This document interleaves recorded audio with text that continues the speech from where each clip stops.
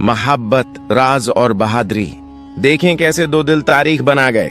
सूरजनगर एक अजीम और खुशहाल सल्तनत थी, जिसके किले मजबूत, बागात सरसब्ज और झीलें शफाफ थीं।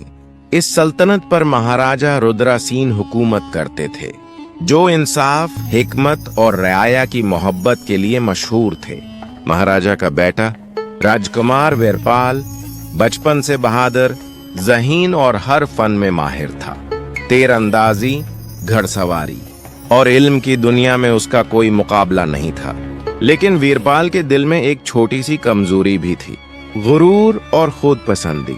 एक दिन महल में एक शानदार महफिल हुई। दौर दराज की सल्तनत से राजकुमारी सुनहरी आई। वो न सिर्फ खूबसूरत बल्कि ज़हीन, बहादुर और खुद मुख्तार भी थी। जब वीरपाल ने पहली बार सुनहरी को देखा, उसका दिल धड़कने लगा।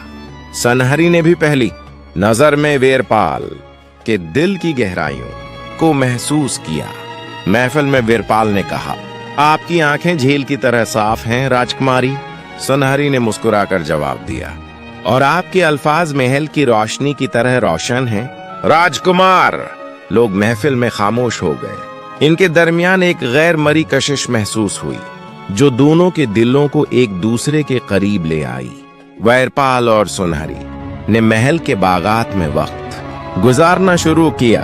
फूलों की खुशबू में बातें करना, झील के किनारे बैठना और रात के सितारों के नीचे अपने ख्वाब बांटना उनकी रोजमर्रा की जिंदगी बन गया। वीरपाल सुनहरी को अपनी छपी हुई खुशियां और खौफ बताने लगा, जबकि सुनहरी भी अपने ख्वाब और उम्मीदें वीरपाल के साथ शेयर करने लगी। दोनों की दोस्ती रफ्ता रफ्ता मोहब्बत में बदल गई।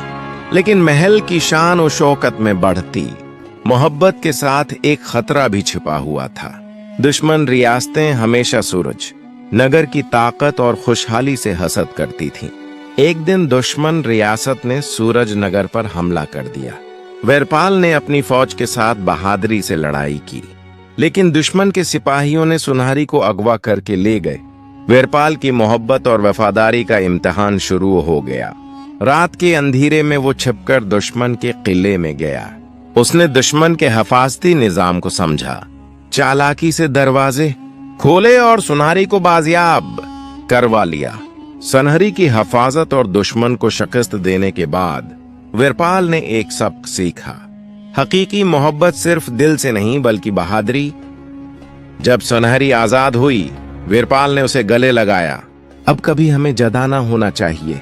सुनहरी ने आंखें चमकाते हुए जवाब दिया, हमेशा साथ रहेंगे, चाहे दुनिया की कोई ताकत हमें रोकने की कोशिश करे। दोनों ने महल वापस आकर शादी की और पूरी सल्तनत ने उनकी मोहब्बत को खुशी से मनाया। शादी के बाद वीरपाल और सुनहरी ने सल्तनत में अमन, मोहब्बत और अदल कायम किया। वीरपाल ने सुनहरी के साथ मिलकर सल्तनत के लोगों की फलाह व बहबूद के मंसूबे शुरू किए। गांव में स्कूल बनाए, बीमारों के लिए जड़ी बूटियां और इलाज, किसानों के लिए जदीद ज़राअत की तरबियत। सुनहरी भी हुकूमती मुशावरत में वीरपाल का साथ देती और लोगों के मसाइल सुनने में पेश रहती। लोग दोनों की मोहब्बत और हिकमत की तारीफ करने लगे। ये राजकुमार और राजकुमारी दिल से अवाम के हैं, ना सिर्फ तख्त के।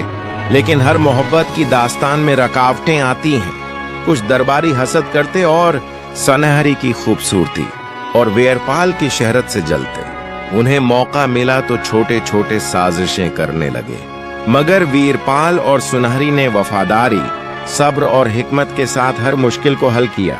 ये वक्त दोनों की मोहब्बत को मजबूत और उनके दिलों को एक दूसरे के लिए मजीद वफादार बना गया। सालों बाद वीरपाल और सुनहरी की हिकमत, बहादुरी और मोहब्बत ने सूरजनगर को सबसे खुशहाल सल्तनत बना दिया। दुश्मन रियासतें अब भी हसद से घूमती, मगर वीरपाल और सुनहरी की मोहब्बत और हिकमत की कहानी इनके लिए सबक बन गई। इंजम वीरपाल और सुनहरी की मोहब्बत सिर्फ रोमानवी दास्तान नहीं थी, ये हौसला, कुर्बानी, हिकमत और वफादारी की दास्तान थी। इनकी मोहब्बत से सबक मिलता है कि मोहब्बत सिर्फ दिल के एहसास से नहीं बल्कि एतमाद, कुर्बानी और वफादारी से कायम रहती है। जो दिल से एक दूसरे को समझते और साथ देते हैं वही हकीकी मोहब्बत के मुस्तहक हैं। अखलाकी सबक। 1. हकीकी मोहब्बत में वफादारी और कुर्बानी लाजमी है। 2. मुश्किलात मोहब्बत को मजबूत करती हैं। 3. हिकमत और